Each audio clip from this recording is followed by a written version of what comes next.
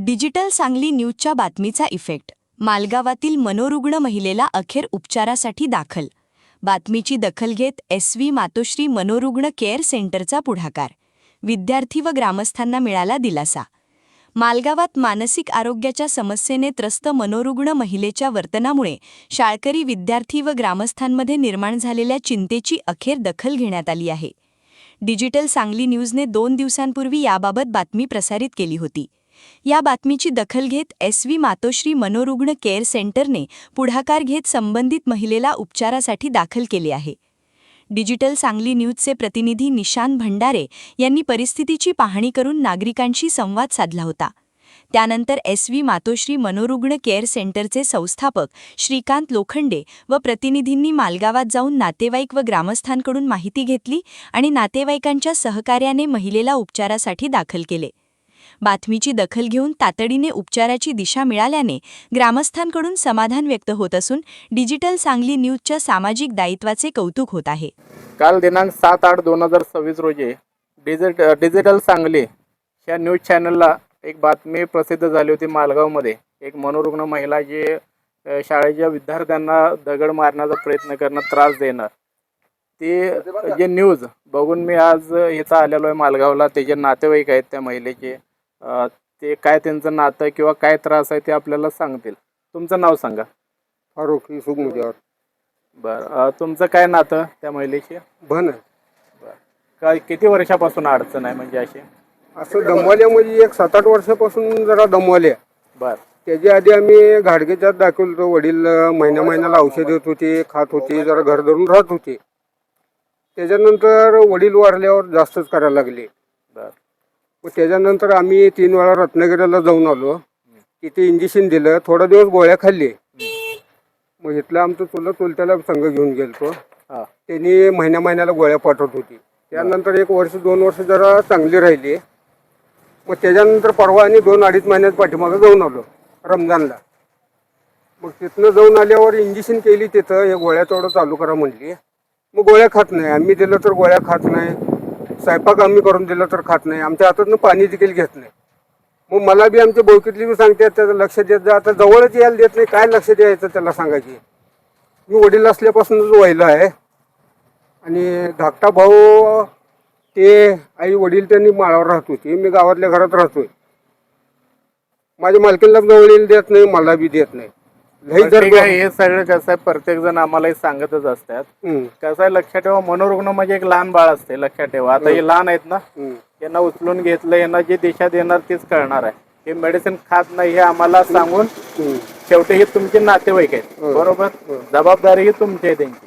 म्हणजे जे मेडिसिन देणं म्हणा, हे ते सगळे डॉक्टर हे आम्ही त्यात 15 वर्ष काम करतोय. ते काय आम्हाला सांगायची गरज नाही. आता तुमची काय भूमिका आहे मला सांगा. तिला काय मदत करायची आहे, त्याच्यावर उपचार करायचा आहे, तर रत्नागिरीचं तुम्ही नाव सांगितलं, त्या रत्नागिरीच्या मेडिसिनवर हे पेशंट स्थिर राहतातच. पण वेळेला मेडिसिन पोहोचवणं हे तुमचं काम आहे. तुम्ही रागानं द्या, जबरदस्ती करून द्या किंवा कसंही द्या, असं आम्हाला सांगून चालणार नाही ना की ते असं गोळ्या खातच नाही, हेच नाही, तेच नाही. पण आत्ताची काय भूमिका आहे, तुम्हाला उपचार त्याच्यावर करायचे आहेत, रत्नागिरीला दाखल करायचं असेल, आम्ही तुम्हाला मदत करू शकतोय. पण रस्त्यावरही सोडणं कुठं तर चुकीचं आहे. उद्या आम्ही कसं आहे, पोलीस स्टेशनला संस्थेमार्फत जर पत्र काढलो तर आम्ही गुन्हे दाखल करायला लावणार. तुमची परिस्थिती बघणार, परिस्थिती असेल तर आम्ही गुन्हे दाखल करायला लावणार, परिस्थिती नसेल तर कायमस्वरूपी आम्ही संस्थेच्या माध्यमातून त्याचा सांभाळ करू.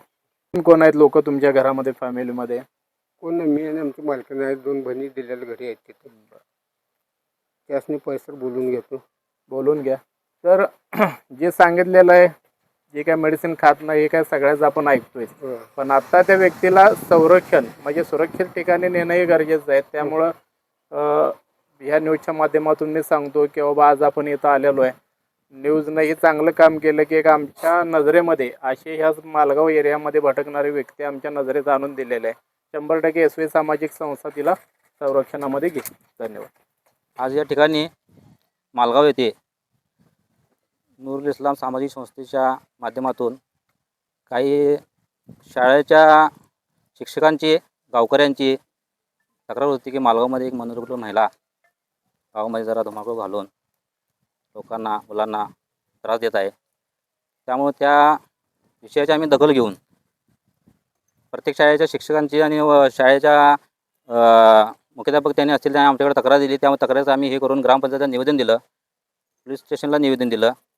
निवेदन दिल्यानंतर लगेच आम्ही काल रात्री आम्ही बातमी पण दिली. त्या बातमीच्या अनुसार सगळीकडे प्रसार झाला की बाबा असं हे महिलाचं शासकीय दृष्ट्या याच्यावर कारवाई न करता याच्यावर चांगला उपचार व्हावं, अशा पद्धतीनं कुठलीही कोण सामाजिक संस्था असतील काय असतील यांनी पुढे येऊन पुढाकार करून ग्रामपंचायत असू दे, अशा प्रशासन असू दे यांनी पुढाकार करून याचा उपचार करावा असं आम्ही निवेदन दिलं होतं. त्यामुळं या विषयाची दखल घेऊन आम्ही सांगली डिजिटल मीडिया येथे आम्ही आपलं बातमी दिली. त्यांनी त्याची दखल घेऊन त्यांनी आमची दखल घेतली आणि बातमी तात्काळ रात्री 12 वाजता लावली. त्याच्यानंतर बातमी लागतात आज सकाळी पहाटे 7 वाजता आम्हाला SV सेवाभावी संस्थेचा कॉल आला. त्यांनी येऊन सगळ्या परिस्थितीची पूर्णपणे माहिती घेतली आणि येऊन त्या महिलेचा उपचार करण्यासाठी त्यांनी पूर्णपणे आम्हाला मार्गदर्शन केली, जबाबदारी स्वीकारली आणि त्या महिलेला लवकरात लवकर चांगला उपचार करून त्याला पूर्णपणे बरं करण्याची त्यांनी आमच्याकडे हमी दिलेली आहे. त्यामुळे आज त्यांनी येऊन एकदम सोप्या पद्धतीनं त्यांनी महिलेला आपल्या ताब्यात घेऊन उपचार करण्याची आम्हाला त्यांनी दिली आहे. त्यामध्ये आम्ही त्यांचं आभार मानतो. SV सेवाभावी संस्थेत असतील आणि सांगली डिजिटल मीडिया असतील, त्यांनी लवकरात लवकर हे विषय तात्काळ घेऊन महिलेच्या बाबतीत आरोग्यविषयक त्यांनी जे निर्णय घेतलेला आहे त्यांच्याबद्दल मी मनापासून त्यांचा आभार मानतो. गेले 2 दिवस झालं बातमी फिरत होती. त्या अनुषंगानं मालगावमध्ये एक मनोरुग्ण महिला शाळेच्या आवारामध्ये मुलांना दगड मारणे किंवा गावामध्ये फिरून महिलांना व इतर लोकांना त्रास देणे याबाबत आपल्या मालगावमधील नूर उल इस्लाम या सेवाभावी संस्थेनं बातमी दिलेली होती आणि त्या अनुषंगानं आज सकाळी आंतरराष्ट्रीय मानवाधिकार संघटनेलाही पत्र दिलेलं होतं. ह्या बातमीची दखल घेऊन SV मातोश्री मनोरुग्ण कुपवाड MIDC यांनी तात्काळ आज मालगावला भेट देऊन सर्व परिस्थिती जाणून घेऊन व सदरच्या महिलेचा पाठीमाग फिरून त्याची वस्तुस्थिती जाणून घेऊन आज त्यांच्या नातेवाईकाशी समन्वय साधून त्यांची सगळी विचारपूस करून आज त्या मनोरुग्णाला स्वतःला काही इजा करून घेऊ नये व इतरांनाही काही इजा होऊ नये ह्या दृष्टीने तात्काळ दखल घेतल्याबद्दल मी आंतरराष्ट्रीय मानवाधिकार संघटनेतर्फे या मनोरुग्ण केअर सेंटरचं तसेच नूर उल इस्लाम या संस्थेला मी धन्यवाद देतो. आणि आज सकाळपासून आम्हीही त्याच प्रयत्नात होतो.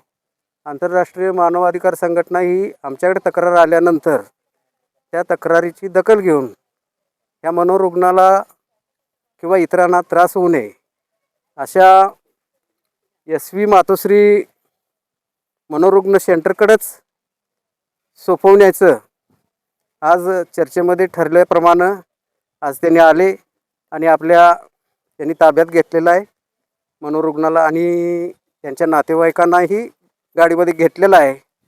त्यांची लवकरात लवकर आरोग्याची तपासणी होऊन पुढील लवकरात लवकर तो मनोरुग्णही बरा व्हावा आणि त्याने आल्यामुळे गावातल्या शाळेच्या मुलामध्ये व इतर जनतेमध्ये जी दहशत झाली होती ती त्यांच्या माध्यमातून आज रोजी सुटलेली आहे. मी त्यांचं आभार व्यक्त करून धन्यवाद देतो.